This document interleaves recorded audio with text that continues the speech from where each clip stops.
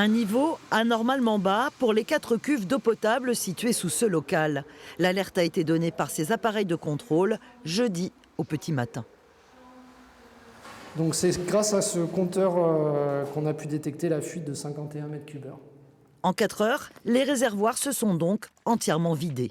Une fuite de 200 mètres cubes d'eau, soit la totalité de la réserve d'eau potable de la commune de Magnac-Laval. En cause, la rupture d'une canalisation d'alimentation à près de 3 km de là, qu'il a fallu réparer dans l'urgence. Aujourd'hui, les réserves se remplissent progressivement. On a réussi à remonter la ressource, le niveau du réservoir à 2 mètres ce matin, sachant qu'on avait isolé les réservoirs secondaires qui sont derrière le bassin d'âge. Donc on va surveiller l'évolution.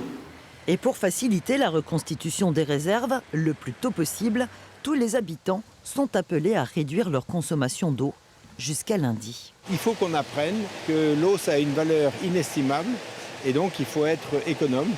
On a la chance de pouvoir en avoir beaucoup, mais il faut être économe parce qu'on a l'intérêt à les garder pour plus tard aussi. Une consommation responsable conseillée, bien perçue par les usagers. Je pense que par solidarité vis-à-vis de tout le monde, on doit se restreindre logiquement et humainement. Voilà. Quand je lave mes légumes, l'eau, je la mets de côté, je la mets à mes fleurs. Et puis c'est tout. L'eau potable de Magnac-Laval provient de la Gartempe, déjà très sollicitée en cette période de sécheresse. Rappelons que la Haute-Vienne est en état de crise renforcée depuis le 28 juillet dernier.